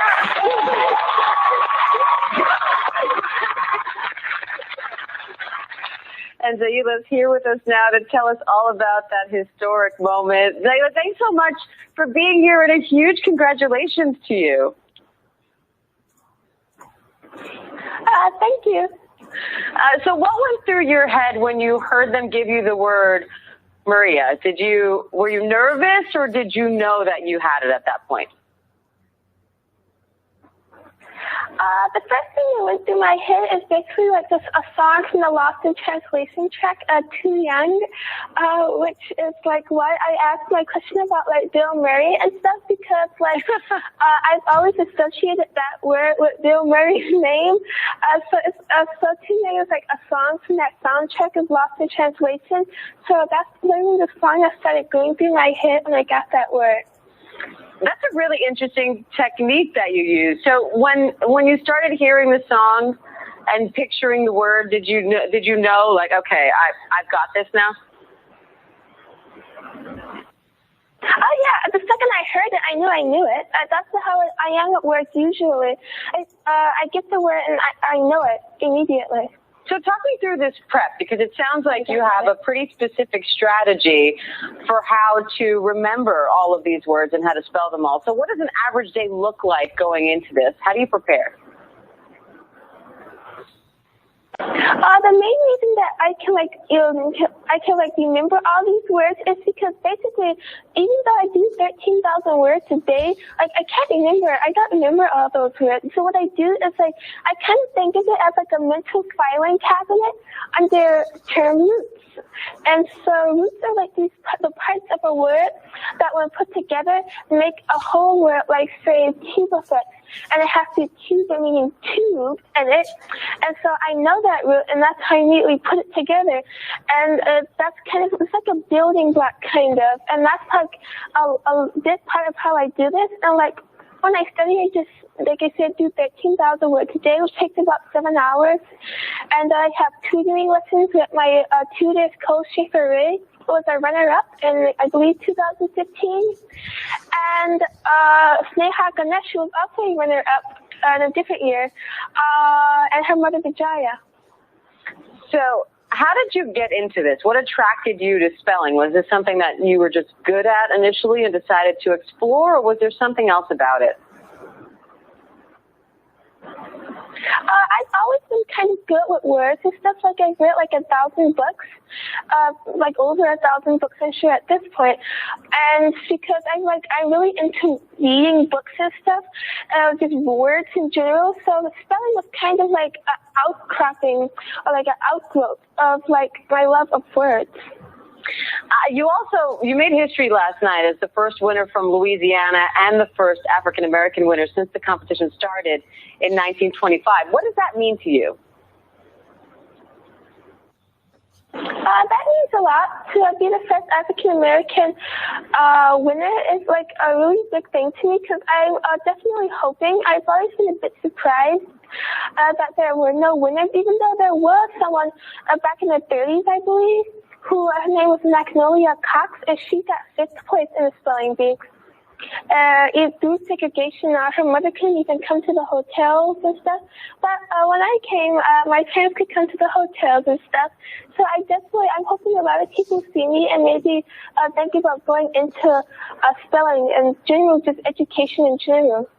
Now, this isn't the first time you've made history. You currently hold 3 Guinness World Records for basketball, including the world record for most basketballs simultaneously dribbled. I want to call up that video again because it's really incredible. Hey, pause it right there. Jalen. Okay. So that was from ABC News. We're going to post a clip here. That's from July. That was from Friday on ABC News, Friday, July 9th. And this is a brilliant sister. She got the name Avant-garde, the last name, from her father. Now, her father was watching. They talk about this in the piece from blackamericaweb.com.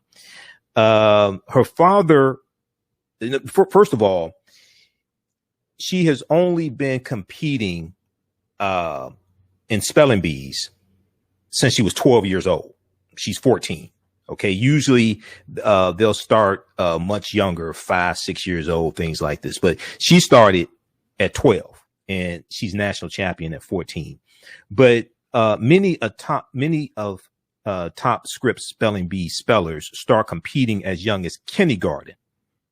Zaila only started a few years ago after her father, Jarara Spacetime, watched the spelling bee on TV and realized his daughter's affinity for doing complicated math in her head. He realized his daughter's affinity for doing complicated math in her head could translate well to spelling. She progressed quickly enough to make it to the nationals in 2019, but bowed out in the preliminary rounds. That's when she started to take it more seriously and began working with a private coach named Cole, C-O-L-E, Schaefer Ray, who is a 20-year-old Yale University student and the 2015 Scripps Spelling Bee runner-up. Okay, so she practices, she trains 7 hours a day, but then she also is a fantastic basketball player. She wants to play in the WNBA. She also wants to go to Harvard University. Now, hopefully she'll go to Howard instead of Harvard. Hopefully she'll go to HBCU. She wants to coach in the NBA and also work for NASA. Okay. Zaila, now her dad gave her the last name Avant-garde in tribute to jazz musician John Coltrane. She is a singular champion of a most unusual spelling bee. Now, this was the first Scripps spelling bee in more than 25 months because in 2020 it was canceled because of COVID-19. She'll take home $50,000 in cash and prizes. So this is a fantastic story. But as I said, we talked about this on Roland Martin Unfiltered, and maybe on tomorrow's show we'll play the segment when we talked about this on Roland Martin Unfiltered.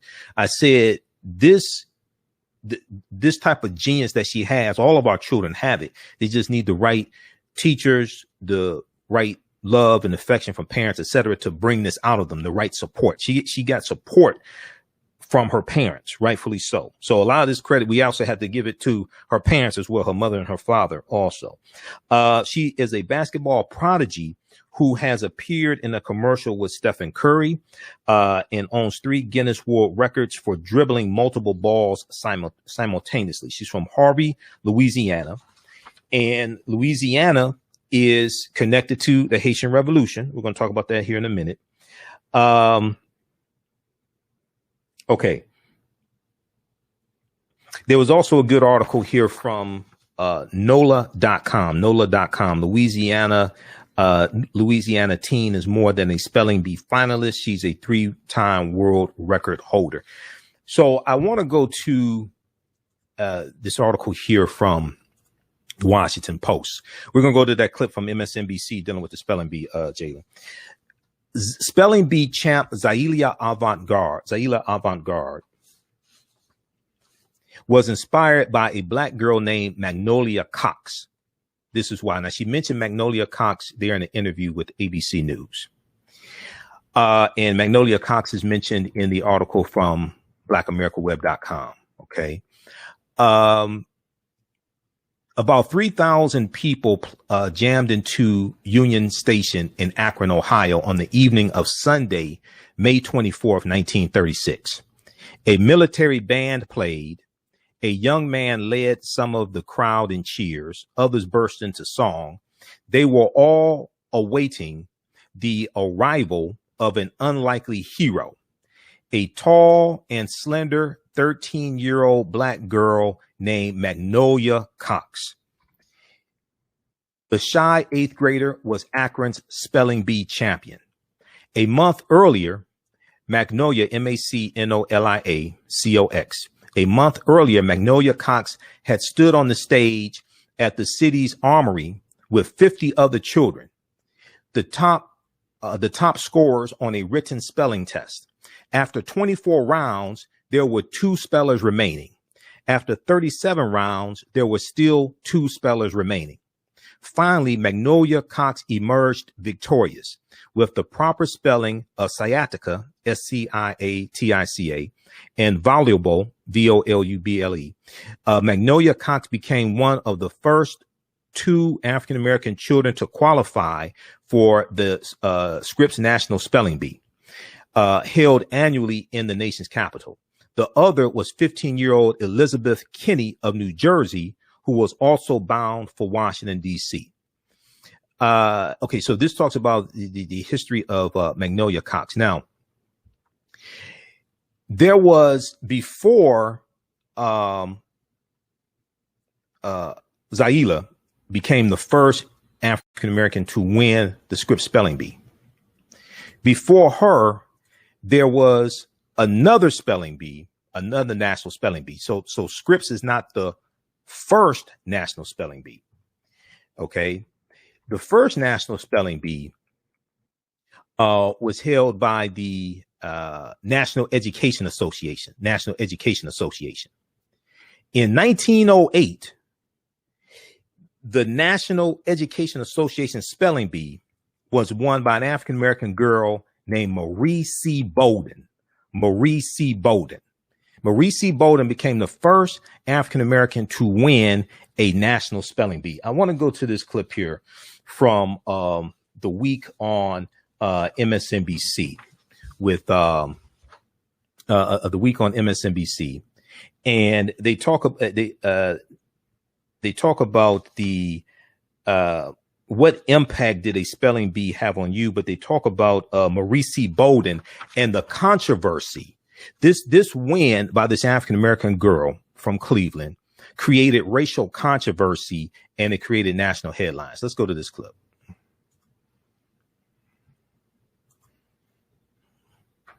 Myself included. Never got past districts, though. Nowhere near as far as a young lady from Louisiana who took the title this year. N-U-R-R-A-Y-S. That is correct.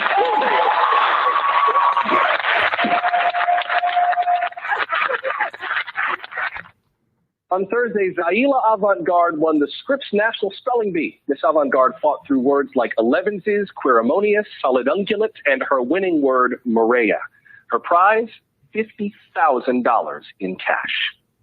Spelling bees fascinate me. These quirky competitions with all the stress of the Super Bowl. Competitive spelling has been around in this country since the 1800s, back before all children were taught to read and write. And these contests were not always as beloved as they are now. The New York Times had a rather cynical view back in 1875. It was also a bit chauvinistic in devaluing spelling contests. Apparently, the writer of this editorial thought these contests would benefit young women less than just being a good homemaker. Then again, the Times had some strange ideas of entertainment, at least based on what it advertised in that day's paper. Anyone up for some minstrelsy and Negro comicalities? Anyone? Spelling bees did catch on, though, including by that name, Spelling Bee. Some of the earlier names were kind of violent. How would you like to enroll your kids in the trials in spelling? Or how about spelling combat? Don't that sound wholesome? Or my favorite, a spell down. Spell down. So the event itself is interesting enough, but that brings us back to this year's winner. Zaila Avant-garde is the first African-American to win the Scripps National Spelling Bee. It's not the kind of accolade black kids get very often. 15 years ago, black spellers got a bit of the spotlight thanks to the Disney movie Akeelah and the Bee. Keke Palmer played a prodigy from South LA who makes it to the national championships. Ms. Palmer congratulated her real-life counterpart this week on Instagram, writing, quote, "The real-life Akeelah, you guys. I'm so happy in my heart," unquote. It was a happy moment for many people, the kind of winner we do not often see at spelling bees. But is it so rare to see black students excel at this? Here's the thing. Zaila Avant-garde is the first African-American winner of the Scripps National Spelling Bee, but she is not the first black winner of any National Spelling Bee. The first bee, before Scripps was involved, was sponsored by the National Education Association, the teachers union. It took place at the Cleveland Hippodrome in June of 1908. Back then, competitors were on teams from various cities, including New Orleans, Boston, Pittsburgh, and Cleveland. But the New Orleans team threatened to drop out when they realized who they would be competing against. One of the girls on the Cleveland team was black. It took some convincing, but organizers were able to keep the New Orleans contestants in the game. And it was a very different game. Part written exam, part oral spelling, and the team with the best score would win. In the end, Cleveland won the bee, and one of its spellers had a perfect score. The black girl. Her name was Marie Bolden, a 14-year-old. 14, just like Zaila Avant-garde. The delegates at the convention reportedly erupted in applause when she won. Even the other teams cheered for her. Civil rights leader Booker T. Washington was one of the convention speakers. After Marie Bolden's victory, he said, quote, "We spell out of the same spelling book that you do. And I think you will also admit that we spell a little better," unquote. So the first National Spelling Bee was won by a black girl named Marie Bolden. Perhaps no one reacted as badly as the city of New Orleans did after they placed third. Black community leaders there wanted to hold a spelling bee in Miss Bolden's honor, but the city denied the permit. One newspaper account says the mayor withheld it for fear of sparking a race riot. He even told the police department to prevent the event from happening. But it gets worse. The school board in New Orleans pulled all of its white teachers out of black public schools. It replaced them with black teachers. And it passed a resolution censuring the superintendent, Warren Easton, for the whole fiasco. People blamed him for letting white students compete against a black child. Think about that. This is not just about racism. It's about entitlement. The New Orleans city leaders felt so entitled, so above any Negro students who might be on another team, that when their squad lost to one, they could not even let black residents celebrate. Who knew they would be so, what's the word? That's it. So querimonious. Thankfully, the state of Louisiana has come a long way since then. Its governor, John Bell Edwards, congratulated Miss Avant-garde for her victory. And William Tate IV, the president of Louisiana State University, has offered her a full scholarship. When Zaila Avant-garde leaped for joy, she was not just making history, she was repeating it. The nation's first spelling bee was won by a black girl about her age, and now the Scripps National Spelling Bee has bookended that historical moment. Though it's not really a bookend, is it? More like a new chapter, a chance for every child to see themselves as a potential champion at whatever they want to achieve. I wonder sometimes about the other black kids in school who laughed at me for being smart, for doing things like spelling bees. How different their lives might be if they knew that we not only could do it, but that we won it first. How many doors in life do we not even bother to open, never realizing that they were never locked in the first place? Wherever you choose to go, someone like you probably went first. And if they can go, so can you. All right. That's that said, oh, go ahead. Go ahead. What impact did a spelling bee have on you? Tell us your story, whether you competed in one, organized it, or coached a player. All right, let's pause it right there. Okay, email us at theweek@msnbc.com. Okay, that's Joshua Johnson for The Week on MSNBC. Once again, your thoughts create, once again, what you do for yourself, what you do to yourself, and what you allow other people to do to you and get away with it is based upon what you think about yourself. African history gives us our foundation. It gives us our values, our interests, and our principles. This influences our economic empowerment, our political empowerment. And your thoughts create feelings. Your feelings create actions and behaviors. Your actions and behaviors create results. Zaila, I don't know if she knew about Marie C. Bolden, but she was inspired by Magnolia Cox in 1936. Okay, who was a finalist in 1936. Read the article here from Washington Post. Read the one from Cleveland.com also that I had up as well from Cleveland.com. Those watching on Facebook and YouTube, keep watching. We're going to keep broadcasting for a couple more minutes while the time here on 9:10 a.m. Superstation WFDF. Visit our website, AfricanHistoryNetwork.com. You can also support us, $ the AHN Show through Cash App. Right now, it's corrects wrong behaviors. Not over till we win. Wakanda forever. We'll talk to you tomorrow night. Peace. All right, stand by.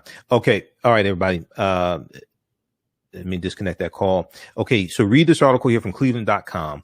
We'll talk some more about this on Monday's show, because I want to connect all this to the Haitian Revolution and the Louisiana Purchase of 1803. The Louisiana Purchase of 1803. Because the Louisiana Purchase of 1803, this gives this territory to the U.S. They bought it for $15 million. And Zaila is from Louisiana. We can see this article here from NOLA.com. Let me bring this back up from NOLA.com, which is a New Orleans publication. Louisiana teen is more than a spelling bee finalist. She's a 3-time world record holder. But we have to look at the history of how did Louisiana become part of the Union? Okay. How did the U.S. acquire this territory from the French? That's because of the Haitian Revolution. Haitian Revolution ties into the history of President Jovenel Moïse being assassinated. Okay. So Haiti is in the news the same week that Zaila is in the news. And what connects them is Louisiana, the Haitian Revolution, and the French. All that's connected. And then read the article here from the Washington Post. Spelling bee champ Zaila Avant-garde was inspired by a black girl named Magnolia Cox. Okay. And so it's our history and culture that gives us our foundation. It gives us our self-esteem, our self-development, our self-worth. Okay. It teaches us about our heroes, etc. It teaches us about those that we can aspire to become. So she was inspired by Magnolia Cox.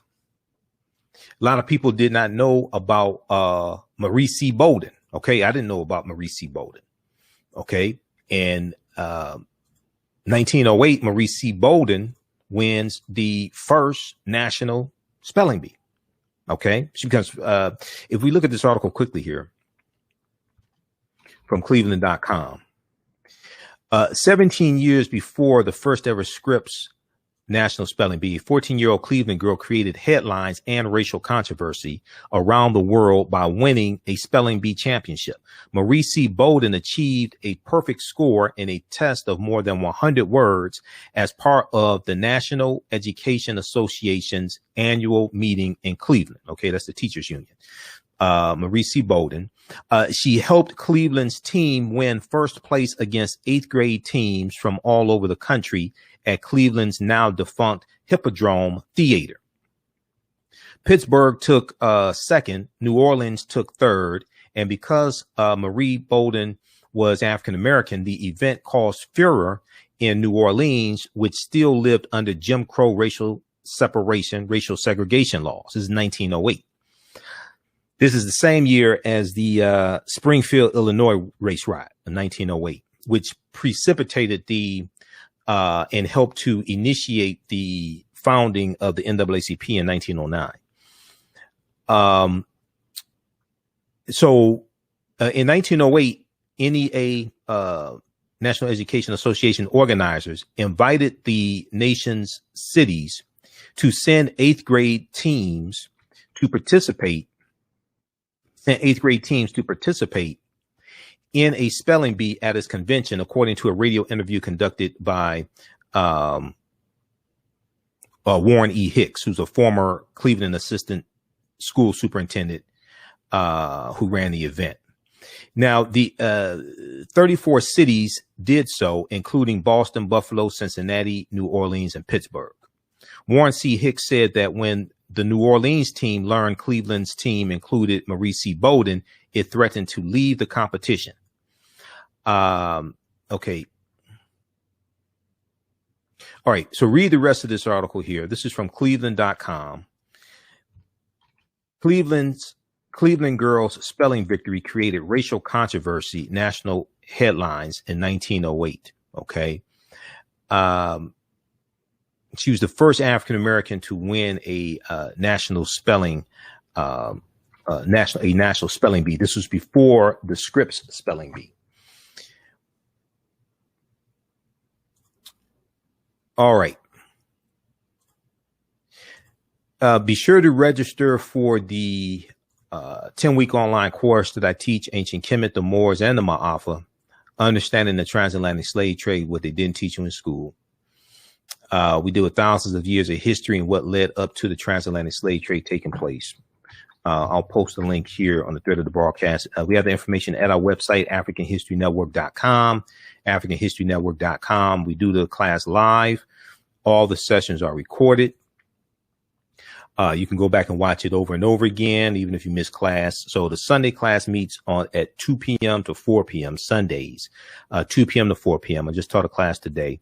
This class just started up Sunday, July 4th. So as soon as you register, you can watch the class I just did. Click here to register. It takes you to the next page. Click on enroll.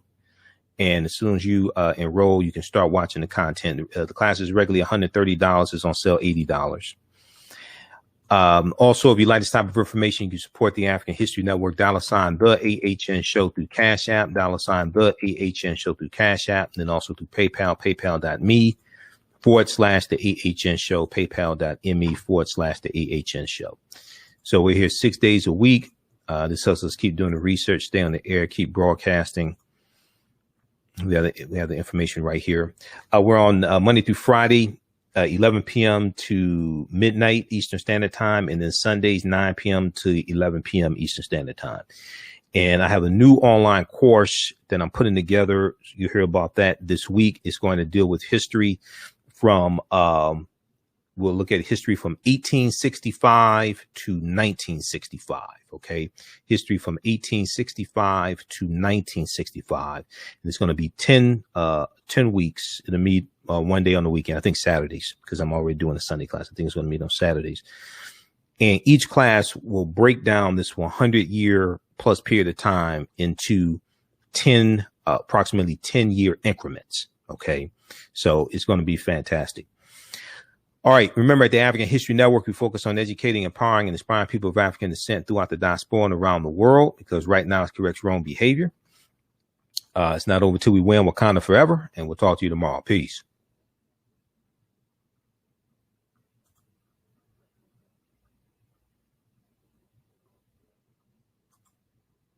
On Purpose Television Network. Yes, Black on Purpose Television Network. All black, all positive, all the time. The largest black-owned streaming television network in the world. Bringing our people together worldwide. Controlling our messages, our stories, our way. Black TV the way it should be. Black music, Black history, and more. 30+ channels, thousands of shows. Black on Purpose Television Network. Subscribe now. Gain knowledge in minutes from insightful summaries of progressive and socially conscious books.